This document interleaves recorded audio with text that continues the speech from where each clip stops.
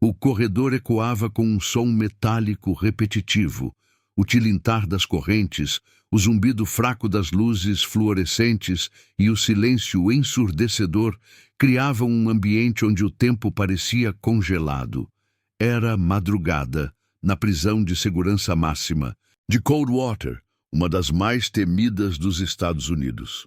Lá dentro, as paredes suavam segredos e as sombras carregavam memórias que muitos preferiam esquecer.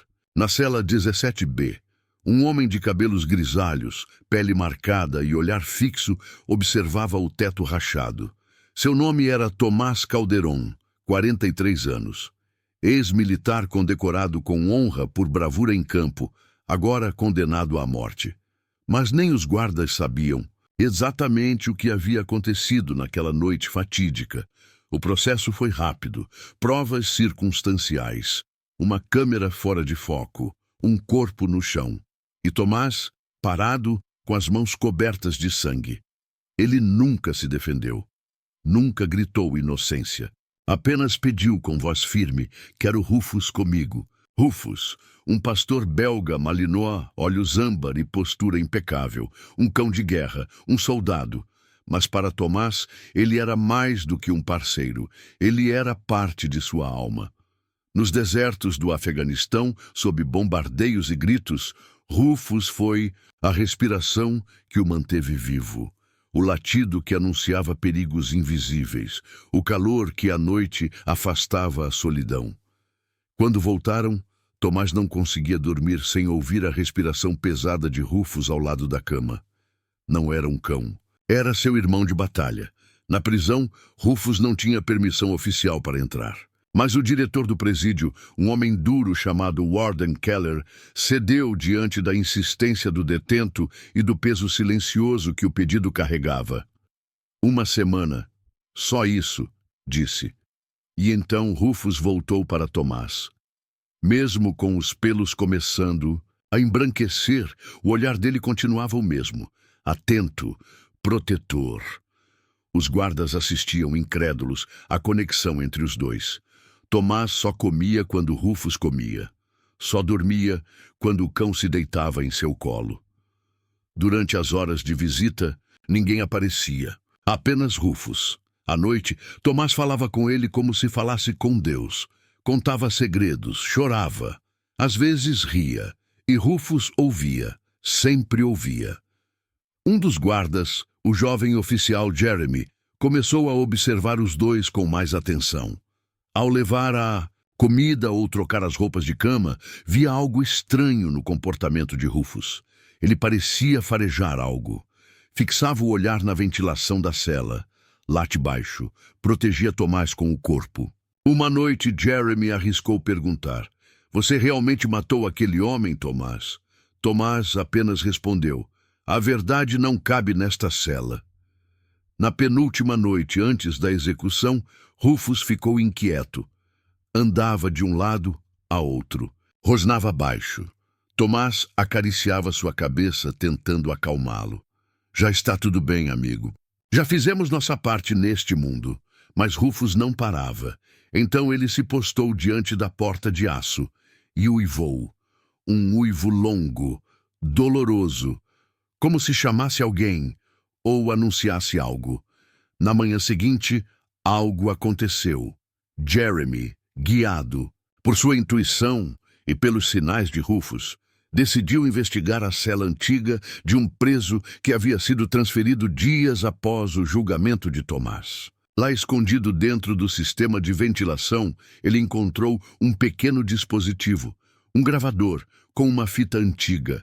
Ao ouvi-la, seu rosto empalideceu. Era uma confissão do verdadeiro assassino, um ex-colega de Tomás. Eles tinham brigado. Por dinheiro, por mágoas do passado. O homem gravara tudo, talvez por orgulho do crime perfeito que cometera. Mas o sistema de ventilação da cela vizinha levava até a cela 17B. E Rufus, ele soube, desde o início, o faro, a tensão, a proteção. Ele não havia esquecido o cheiro do sangue verdadeiro. Com o coração disparado, Jeremy correu até o diretor Keller. A execução estava marcada para dali a 2 horas. O diretor, incrédulo, ouviu a gravação. Chamou os advogados. A papelada voava sobre a mesa. Um telefonema para o juiz, outro para o governador. A vida de Tomás, por um triz, se equilibrava nas patas de um cão. Aí deu-se 5h49 da manhã, quando Tomás já se preparava para sua caminhada final. A porta da cela se abriu. "Você vai sair daqui hoje, Calderon", disse Keller, sem conseguir conter o nó na garganta.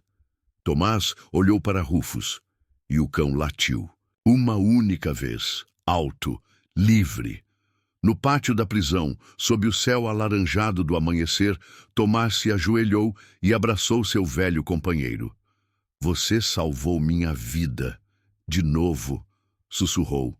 E Rufus apenas fechou os olhos por um segundo, como se dissesse: "Era o que eu precisava fazer". O céu daquela manhã carregava uma cor cinza pálida, como se o próprio tempo respeitasse o silêncio solene de um fim anunciado. Dentro da prisão de Coldwater, cada passo soava mais alto, mais lento, como o prelúdio de algo inevitável. Tomás Calderon, ex-militar e agora condenado à morte, havia recebido a notificação final. Sua execução ocorreria em menos de 24 horas. Mas ao contrário do que esperavam, súplicas, desespero ou um pedido de clemência, ele fez apenas uma solicitação simples, porém incomum. "Quero ver o Rufus, só mais uma vez." O pedido caiu como uma bomba entre os oficiais. O silêncio da sala de reuniões foi quebrado por tosses nervosas e olhares trocados. O diretor da prisão, Warden Keller, ergueu os olhos por cima dos óculos. "Você está pedindo para ver um cachorro?" A advogada de Tomás, Helena Duarte, uma mulher firme, de olhar afiado, interveio com convicção. "Ele não é apenas um cachorro. É um cão de guerra, reconhecido pelas Forças Armadas. Foi seu parceiro em combate. Isso é mais do que um pedido emocional. É um direito de despedida digno para um soldado." Keller ponderou, coçou o queixo em silêncio e suspirou profundamente. "Está bem. Tragam o maldito cachorro." Mas ele entra, permanece por 15 minutos e com supervisão armada, nenhuma exceção. Horas depois, as portas principais da prisão se abriram. Rufus foi conduzido com respeito, mas com receio. O velho cão caminhava com passos firmes, mesmo que seus pelos já revelassem sinais do tempo. Seus olhos não buscavam ninguém. Apenas seguiam um instinto, um destino. Quando a cela 17B foi aberta, Tomás estava sentado em sua cama. Ao ver Rufus, seus olhos marejaram pela primeira vez em anos. Eles não se cumprimentaram com festa ou barulho, apenas se olharam, e naquele olhar, tudo foi dito. O tempo, a dor, a lealdade. Tomás ajoelhou-se e abraçou seu companheiro. O latido abafado de Rufus ecoou pelo corredor, carregado de saudade. Mas então, algo mudou. Rufus se afastou do colo de Tomás como se fosse puxado por um fio invisível. Virou-se lentamente e caminhou até um canto específico da cela, próximo à saída de ventilação inferior. Começou a farejar com intensidade, farejar como se o próprio chão escondesse segredos antigos. Seus pelos se eriçaram. Um rosnado baixo escapou de sua garganta. Os guardas trocaram olhares inquietos. "Ele fareja algo?" perguntou um dos agentes. Mas Rufus não parou. Ele raspou a pata contra o piso, depois virou a cabeça em direção ao guarda Mathers, um dos mais antigos da prisão.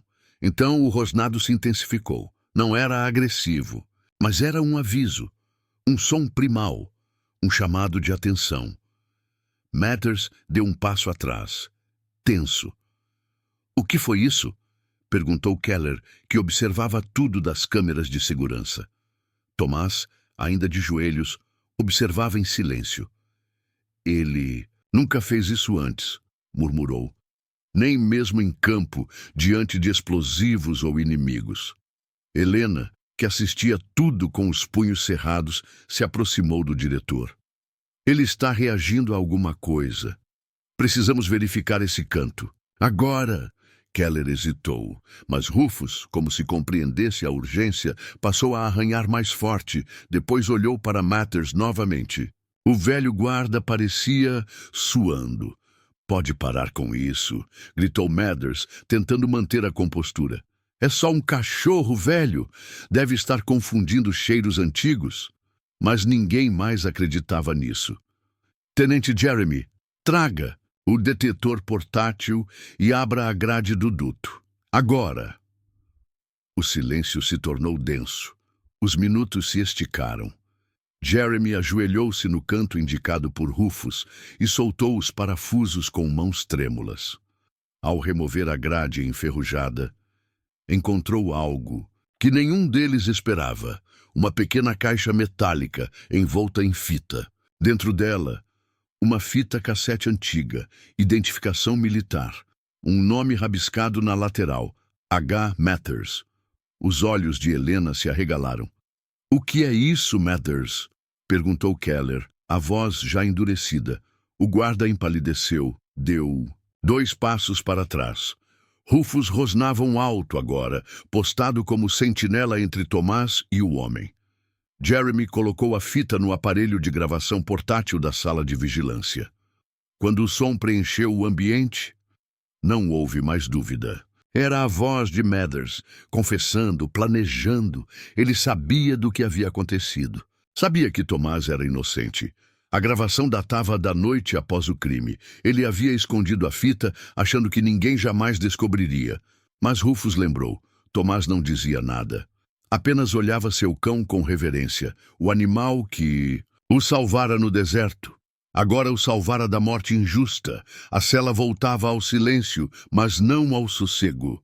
Rufus agora deitava ao lado da cama, o corpo em posição de alerta, os olhos fixos na parede, como se ainda esperasse algo emergir da escuridão. Tomás, por sua vez, não conseguia desviar o olhar daquele canto onde seu amigo havia rosnado. O latido contido, a tensão no corpo do animal, tudo isso o corroía por dentro. Então vieram as lembranças.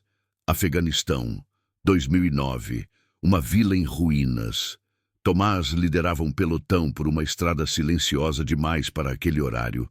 Rufus parou de repente, o focinho colado ao chão, orelhas erguidas, um rosnado curto.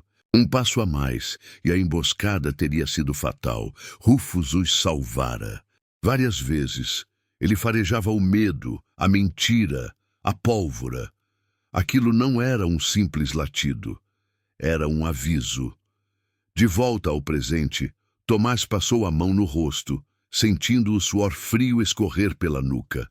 Ele sabia que aquela reação de Rufus significava algo. Ele já tinha visto aquilo antes, em combate. Quando a morte se escondia atrás de paredes e sorrisos. Seu olhar cruzou com o do guarda Mathers, ainda de pé no corredor, tentando demonstrar uma falsa normalidade. Mas o leve tremor das mãos o traía, o leve bater do dedo indicador na lateral da perna, pequenos sinais que, para Tomás, eram mais gritantes que palavras. Você conhece esse canto, não conhece? Disse Tomás em tom baixo, controlado, como quem fala com um animal ferido. Foi você que escondeu aquela caixa? Mathers soltou uma risada forçada. Você está delirando, Calderon. Quer que eu chame um médico? Rufus nunca erra. Tomás se levantou devagar. Ele me salvou de minas enterradas, de francotiradores que nem sabíamos que estavam lá. Sabe o que ele farejava? Intenção, medo, sangue. E ele está rosnando para você, Mathers. O guarda desviou os olhos, mas por um segundo, um microsegundo, seus lábios tremeram. Tomás deu um passo à frente. Você estava lá, no dia do assassinato. Não estava? Eu era da ronda noturna. Não vi nada, só ouvi o alarme. Não ouviu nada? Ou não quis ver? A voz de Tomás agora era grave, carregada de um peso que não vinha da garganta, mas das memórias que pulsavam dentro, do peito. Mathers recuou. As mãos foram parar nos bolsos, como se tentasse esconder o nervosismo. Mas os olhos não mentiam. Eles evitavam contato direto. E Rufus, mesmo sem compreender as palavras, compreendia o ritmo da mentira. Helena, observando da pequena janela da cela, percebeu a tensão crescente. Entrou rapidamente, quebrando o silêncio. O que está acontecendo aqui? Tomás virou-se para ela. Ele sabe. Rufus sentiu. Eu estou dizendo, Helena, algo está errado desde o início. Mathers tentava sair discretamente, mas Rufus levantou. Um único rosnado. Ameaçador. Importante, Helena se interpôs. Sr. Mathers, eu vou precisar que você preste um depoimento oficial. Hoje. Isso é um absurdo. Eu farei constar nos registros que se recusa a colaborar. E também que estava presente na cela durante o achado da fita. Vamos ver como isso soa diante da promotoria. Seu tom agora era implacável. Tomás, com os olhos ainda fixos no guarda, se abaixou ao lado de Rufus. Você me salvou de balas, amigo. Agora vai me salvar da verdade. Mathers não disse nada, mas antes de sair, lançou um olhar para Rufus, um olhar que carregava ódio, medo e culpa. A cela voltou ao silêncio. Tomás acariciou o pescoço de Rufus, o coração ainda acelerado. Você sempre soube, mesmo quando eu não queria saber. A noite caiu pesada sobre Coldwater. No corredor do bloco D, o frio parecia escorrer pelas paredes. A luz trêmula do teto lançava sombras que dançavam em silêncio. A maioria dos detentos já havia se entregado ao sono inquieto, mas não na cela 17B. Ali, algo se movia. Rufus. O velho cão estava em pé, as orelhas em alerta, os olhos fixos naquele mesmo canto da cela. Seu corpo estava tenso, os pelos do dorso eriçados. E então ele uivou, longo, profundo, melancólico, um som que atravessou as celas vizinhas como uma sirene fantasmagórica. Tomás acordou sobressaltado. Rufus, o que foi, garoto? Mas o cão não respondeu com latido. Em vez disso, começou a cavar, com força. As patas raspavam o chão de concreto com urgência, como se tivesse um prazo, como se algo ali precisasse ser revelado agora. Na cela ao lado, o detento, conhecido como Mike, um velho mal-humorado viciado em observar a vida alheia pela fresta da parede, ouviu o barulho e se aproximou da grade. Ei! O cachorro do Calderon tá cavando que nem louco aqui, alguém vai vir ver isso ou o bicho vai derrubar a prisão inteira. O alarme interno de vigilância foi acionado. 3 guardas chegaram minutos depois. Tomás, já ajoelhado ao lado de Rufus, tentou explicar. Ele farejou algo novamente. O agente Jeremy, ainda com o rosto cansado, suspirou. Ok, pode ser só paranoia, mas depois da fita escondida a gente tem que olhar, não é? Com cuidado, começaram a retirar os ladrilhos soltos que Rufus já havia quase arrancado, e então viram, encaixado entre o concreto e uma das tubulações antigas, protegido por um pano manchado de poeira e tempo, um pequeno gravador de fita cassete. Helena foi chamada às pressas, e dessa vez o diretor Keller também.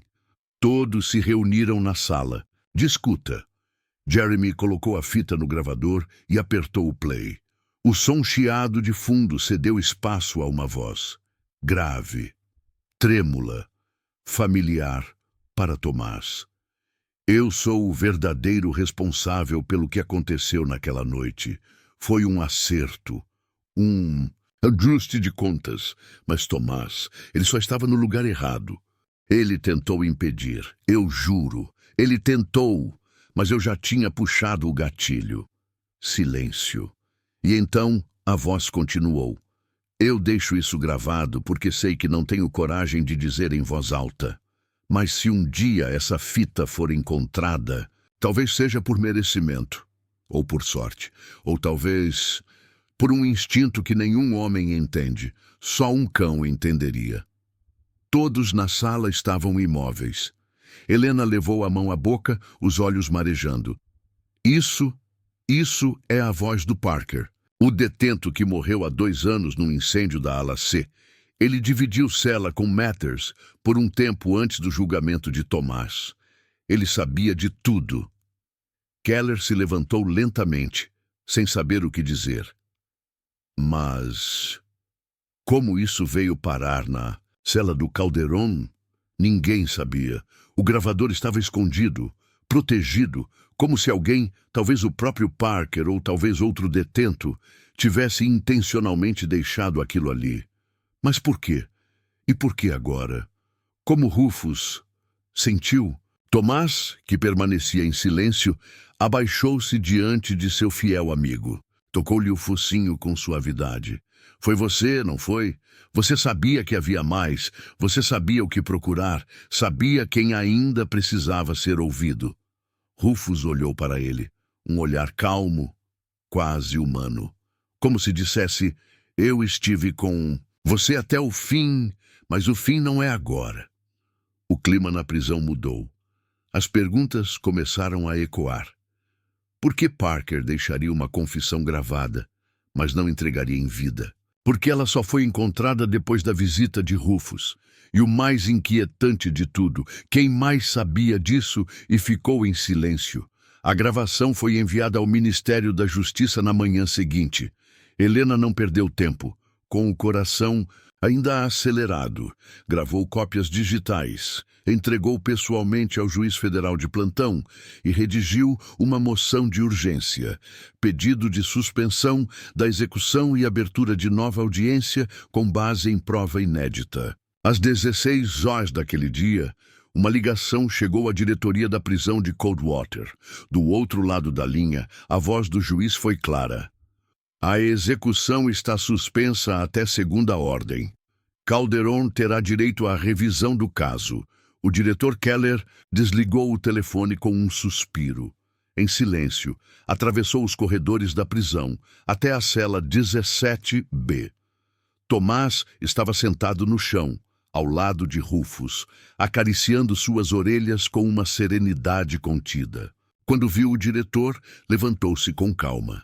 Alguma novidade? Perguntou com aquele olhar de soldado que já viu de tudo e não se abala fácil. Keller apenas respondeu. Você tem mais tempo do que pensava, por enquanto. Mas aquela notícia não era apenas um sopro de esperança, era uma bomba. Na manhã seguinte, os jornais estamparam as manchetes. Militar condenado à morte pode ter sido vítima de conspiração. Cão de guerra salva seu dono. De novo. Justiça ouverá Tomás Calderon. As redes sociais explodiram.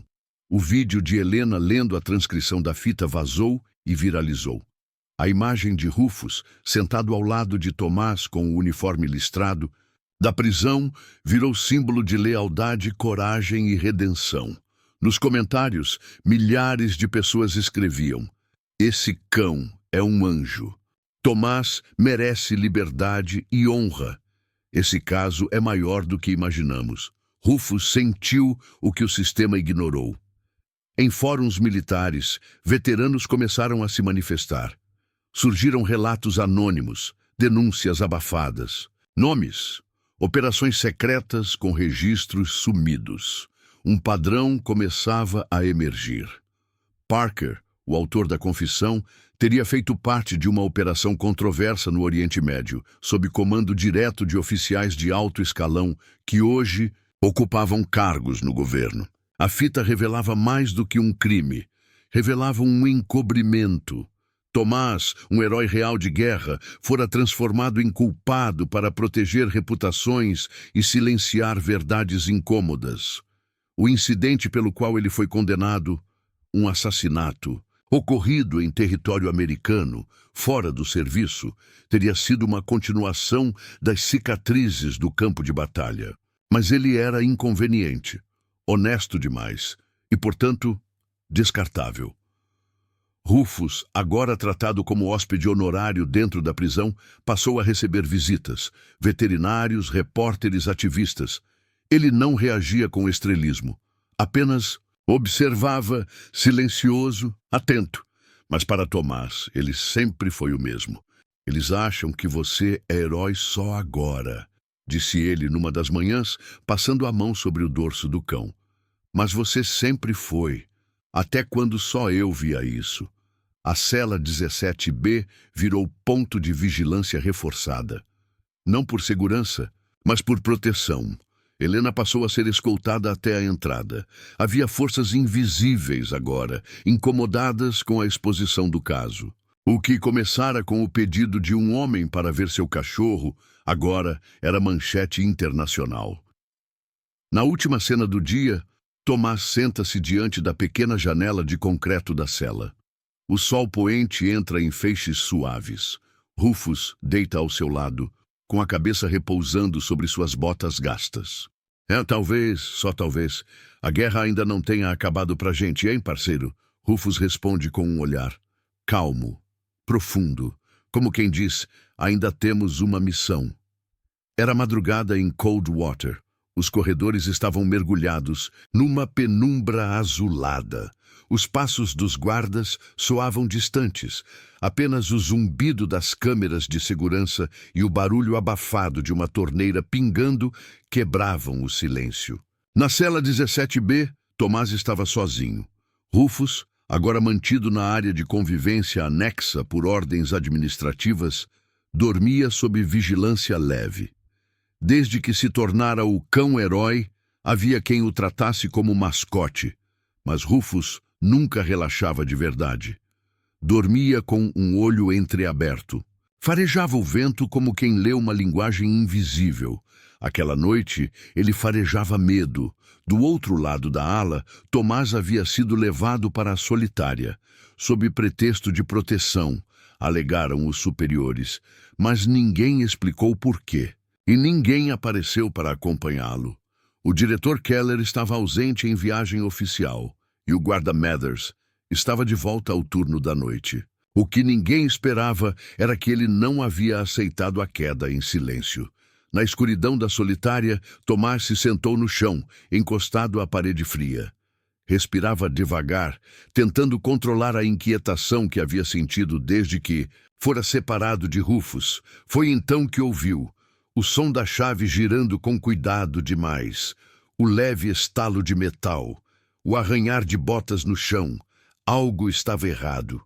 A porta rangeu e uma figura surgiu contra a luz tênue do corredor. Mathers. Você cavou sua própria cova, Calderon. Deveria ter ficado quieto. Tomás tentou se levantar, mas o soco veio antes. Rápido, seco. Um golpe no estômago que o jogou de joelhos. Eu perdi tudo por sua causa, e não vou deixar que você saia disso como mártir, sussurrou Mathers, trancando a porta por dentro. Enquanto isso, na área comum, Rufus acordou. Ele ficou imóvel por um segundo. Depois, cheirou o ar. Uma mudança sutil. Um cheiro familiar. Adrenalina, suor, sangue. Ele reconhecia esse cheiro de longe.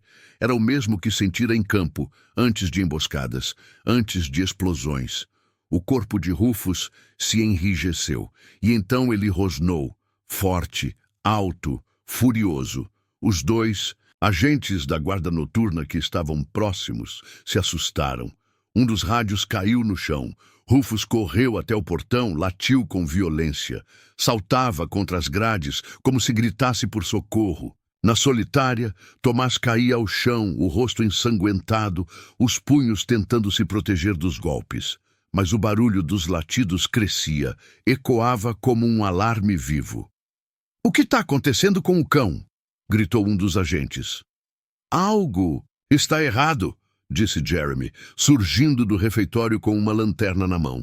A equipe correu. Rufus não parava. Latia, uivava, rasgava o ar com seus avisos. Finalmente, alguém leu o padrão. Jeremy consultou o painel de câmeras. A solitária, câmera apagada.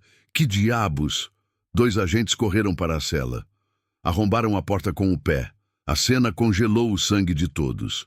Mathers, com um cacetete em mãos, pronto para um último golpe. Tomás, caído, mas vivo, e olhando direto para ele com uma fúria silenciosa. — Abaixe isso agora! Gritou Jeremy, arma em punho. Mathers hesitou. Por um segundo pensou em reagir. Mas atrás dele, Rufus surgiu, puxado às pressas por um dos agentes. E quando o cão o viu, seu rosnado foi tão gutural e ameaçador que nenhuma arma precisava ser levantada. Matters soltou o cacetete. Caiu de joelhos. Não por remorso, mas por pânico. Horas depois, Matters seria algemado, suspenso e levado para interrogatório federal. A alegação de tentativa de homicídio em prisão federal se somaria ao seu histórico, agora revelado como parte de um esquema maior de silenciamento. Na ala médica, Tomás recebeu atendimento, alguns pontos no rosto, costelas doloridas, mas estava de pé. E quando Rufus finalmente se deitou ao lado dele, como fazia nos campos de guerra, Tomás apenas sorriu. Até quando eles me tiram tudo, você me devolve o que mais importa. Na manhã seguinte, o diretor Keller retornou furioso com o que acontecera, ordenou proteção integral para Tomás e instalou câmeras extras. Mas a notícia já havia vazado. Agora, Rufus não era apenas o cão que salvou Tomás. Era o cão que impediu um assassinato dentro da prisão. Era o guardião de Coldwater. A tarde estava dourada, suave. Os raios de sol invadiam a enfermaria da prisão de Coldwater com uma luz tranquila, como se o mundo lá fora também estivesse, por um instante, em paz. Tomás, com o rosto ainda marcado pelas agressões da noite anterior, descansava sobre um travesseiro fino. Ao seu lado, Rufus, silencioso, imóvel, apenas observando. Eles não falavam, mas depois de tantos anos juntos, não precisavam falar. Até que, com a voz embargada, Tomás estendeu a mão. Acariciou a cabeça de seu velho companheiro, os olhos agora marejados. O momento era íntimo demais para testemunhas, mas verdadeiro demais para ser esquecido. Ele segurou o rosto de Rufus com delicadeza, como quem segura algo sagrado, e sussurrou: "Você foi o único que nunca duvidou de mim. Você me salvou do inimigo. E depois me salvou da justiça cega. Obrigado, meu irmão." Rufus apenas fechou os olhos por um breve segundo, como se compreendesse cada palavra. Mais tarde, sozinho em sua cela, Tomás pediu papel e caneta. E escreveu. Não era uma petição, nem uma denúncia. Era uma carta aberta, um relato do coração. E começava assim: "Para todos que me julgaram sem me ouvir, e para aqueles que, como eu, foram esquecidos entre as paredes frias do sistema." A carta tinha 7 páginas. Era um testemunho cru, honesto, profundamente humano. Ele falou sobre o campo de batalha, sobre noites sem sono no deserto, sobre o cheiro da morte e sobre o único ser que nunca o deixou sozinho: Rufus. Rufus não é apenas um cão. Ele é o motivo de eu estar vivo hoje. Ele me salvou quando um explosivo enterrado teria arrancado minhas pernas. Ele me acordava nos meus piores pesadelos. Ele sentia meu medo antes mesmo que eu o admitisse. E agora, aqui, atrás dessas grades, ele cheirou a mentira, cheirou a verdade e me salvou de novo. Helena leu a carta em voz alta durante uma coletiva de imprensa improvisada. Gravaram, transmitiram, viralizou. Milhões de visualizações em poucas horas. No Twitter, no Instagram, no TikTok, não importava a plataforma. Lá estava ele, Tomás Calderon, com o uniforme de presidiário, sentado ao lado de Rufus. A legenda mais compartilhada do dia era: "O cão que cheirou a verdade." Crianças desenhavam Rufus nas escolas. Veteranos compartilhavam histórias de seus próprios cães de guerra. Universidades debatiam ética militar e injustiça. Um grupo de advogados voluntários se juntou à equipe de Helena. Petições públicas alcançaram mais de 1 milhão de assinaturas. Mas nada disso importava. Mais para Tomás do que aquele momento à noite, quando a cela escurecia e ele podia deitar ao lado de Rufus. Ele não precisava de milhões. Ele só precisava daquele olhar. O olhar que dizia: "Você não está sozinho, nunca esteve." O tribunal estava lotado. Mais do que um julgamento, o que se veria ali era uma reparação histórica. Pessoas se espremiam nos corredores, segurando cartazes com frases como "Justiça para Tomás" e "Rufus, o verdadeiro herói". Jornalistas se acotovelavam. Câmeras posicionadas captavam cada segundo. Era um dia frio, mas dentro daquela sala, o ar queimava de expectativa. Tomás Calderon entrou algemado, escoltado por 2 agentes. Usava o uniforme da prisão, mas havia algo diferente em seu semblante. Esperança. Helena caminhava ao seu lado firme, com os olhos úmidos. Atrás deles, um guarda especial conduzia Rufus, que caminhava com passo elegante, mesmo com os pelos já grisalhos. O juiz, um homem experiente e de rosto severo, pediu silêncio. Inicia-se agora a audiência. Final do caso Tomás Calderon. A primeira testemunha foi um ex-membro da Brigada Militar de Tomás, que trouxe documentos liberados por ordem judicial. Registros de missões ocultadas, de relatórios manipulados. Em seguida, um ex-funcionário do Departamento de Justiça Militar confirmou que houve uma ordem de silenciamento envolvendo o nome de Parker, o verdadeiro assassino, e que Tomás foi instruído a aceitar o fardo em nome da pátria. Cada palavra era um tiro contra a mentira. No banco de réus, Tomás apertava as mãos sobre os joelhos, e Rufus, sentado ao lado, observava tudo, atento, como se também esperasse por aquele momento há anos. O juiz suspirou. Pegou o martelo. Após análise de provas documentais, testemunhais e do material recém-descoberto, este tribunal reconhece erro judiciário grave na condenação de Tomás Calderon. A sentença de morte é, a partir de agora, anulada. O réu está livre e será imediatamente reintegrado ao convívio civil com sua ficha limpa. A sala explodiu. Helena cobriu a boca, chorando. Os repórteres se levantaram.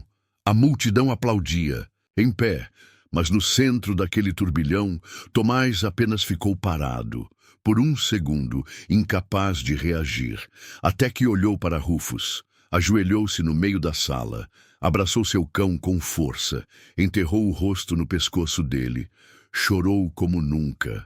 Havia chorado, não por medo, não por dor, por alívio, por justiça, por amor. Você me trouxe até aqui, irmão. Você me trouxe de volta, sussurrou. Rufus então latiu.